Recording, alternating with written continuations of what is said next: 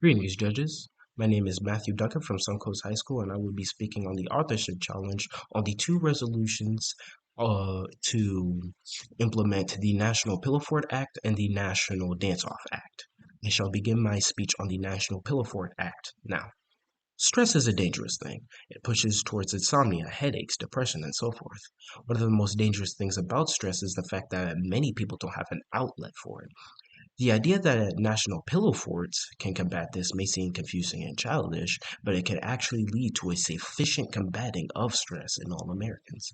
I stand in the firmest affirmation of the resolution in support of the National Pillow Fort Act because it may lead to a decrease in stress and anxiety in many Americans and the increase of productivity in fields such as labor and education. For my first contention, the implementation of pillow forts in designated public spaces will lead to the decrease in stress levels in many Americans. Pillows by themselves are used to aid sleep and increase comfortability and support while laying down, and their use is so integral that many Americans find it uncomfortable to sleep without them. The Sleep Foundation found that the majority of Americans find that pillows are essential to get a good night's sleep. Quote, about 9 in 10 have rated that having comfortable mattress 92% and or comfortable pillows 91% are important in getting a good night's sleep, while slightly less rated a comfortable feel of sheets and bedding 85% as important.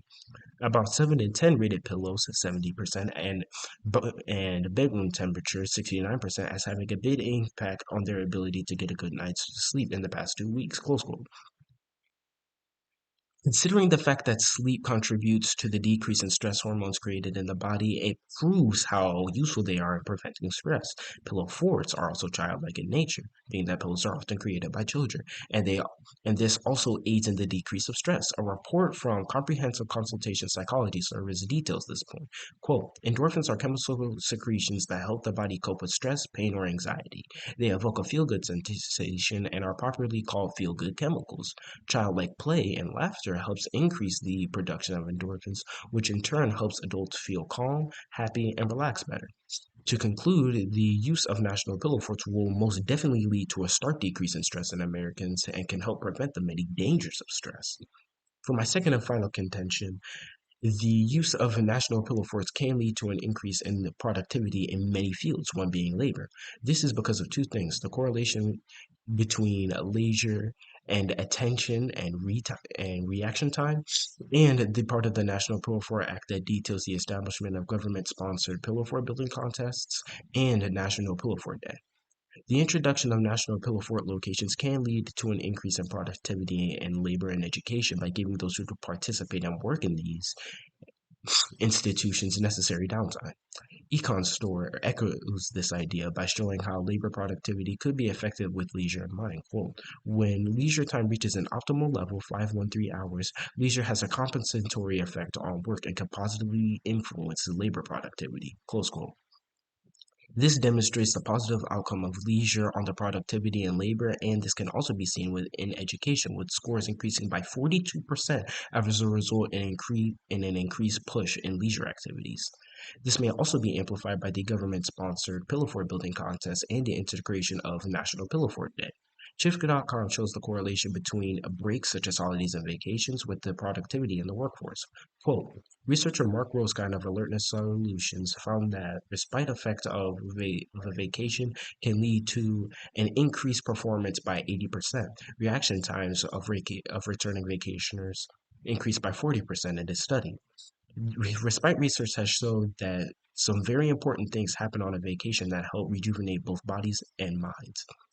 Close quote. With competitions having a similar effect on the workforce as shown by LinkedIn.com, quote, the desire to keep up with colleagues and not be outperformed encourages employees to work hard. Those who do not achieve so well are encouraged by top performers to work on the same level, therefore encouraging the whole workforce to be more productive. Close quote.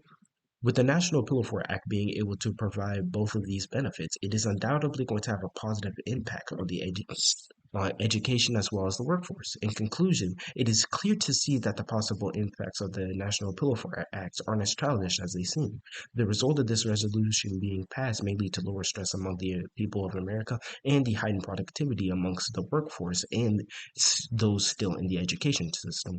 Passing this resolution and implementing this act will lead to a better, more prosperous America, which we cannot afford in any capacity to deny. This details why the resolution to integrate the National Pillar 4 Act into America must be passed in the firmest affirmation. This ends my speech on the National Pillar 4 Act, and I will move over to my speech on the National Dance Off Act. I shall begin my speech now.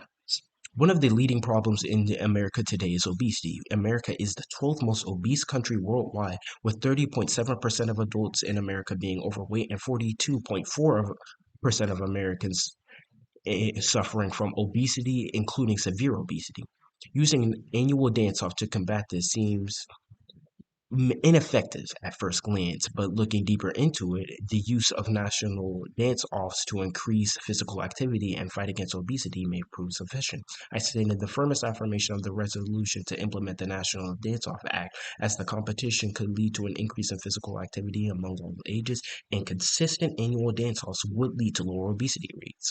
For my first contention, dance off competitions inherently promote physical activity. A study done by the National Institutes of Health, NIH, proves this contention by stating competitions lead to increased physical activity of participants. We make several interesting observations. First, we notice that the average daily number of steps of a person that has ever participated in a competition is 6,164, which is about 200 steps more than the average user.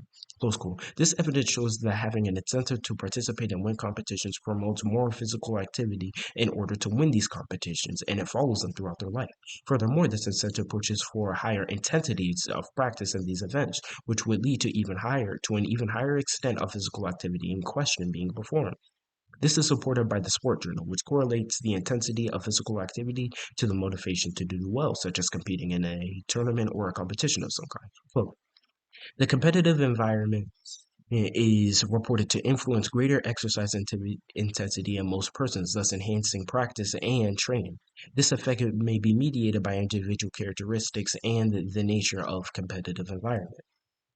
In particular, persons with non-competitive traits may find live one-on-one physical competition discouraging to full engagement and high effort, but there is little research to support this belief.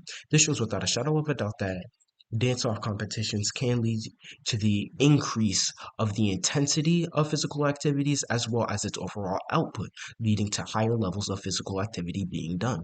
For my second and final contention, the implementation of annual dance-off competitions would lead to lower obesity rates. This is because the primary cause of obesity, as outlined by nhsinform.org, is eating too much and moving too little. The lack of consistent physical activity combined with the influx of food leads to heightened levels of weight gain and is the main reason obesity continues to be such a problem. The way annual dance competitions could combat this is by the implementation of the National Dance Off Day, which can be used as a catalyst for those suffering from obesity to partake in physical activity. Dancing is a form of self-expression and an enjoyable form at that, making it easy for those to engage in physical activity through dancing as opposed to more traditional forms of physical activity. BetterHealth.gov pushes the idea that dancing can be a form of physical activity to many more people by showing its wide demographic and the way it focuses on physical health. Flow. Dancing can be a way for people to stay fit of all ages, shapes, and sizes. It has a wide range of physical and mental benefits, including improved condition of your heart, lungs, muscular strength, endurance, and motor fitness, close quote. This showcasing of the different ways in which dance can be used to aid physical health and how anyone can get into it easily proves this contention on how it can help lower obesity. The NIH also demonstrates how dance is an effective tool to combat weight gain and is a quick method for fat loss, and wherein a study that they make has the conclusion of, quote, dance is an effective on fat loss in people with overweight and obesity and has a significant improvement on body composition and morphology. For its high efficiency and greater sense of enjoyment, dance can be a beneficial exercise and intervention for fat loss. Close quote. This goes to show the incredible strides that could be made by integrating the National Dance-Off Act into America. To conclude, dancing is more than just an art form. It is a tool to promote physical activity in those who thought it impossible of themselves. It is a method of promotion by showing people what the peak of physical activity can look like and how they too can achieve it. It is a form of self-expression that can be used to instill a motivation to continue dancing and losing weight. The resolution for the National Dance Off Act should be passed in order to increase physical activity and reduce obesity rates in America. This is why I stand in the firmest affirmation of this resolution. Thank you for your time.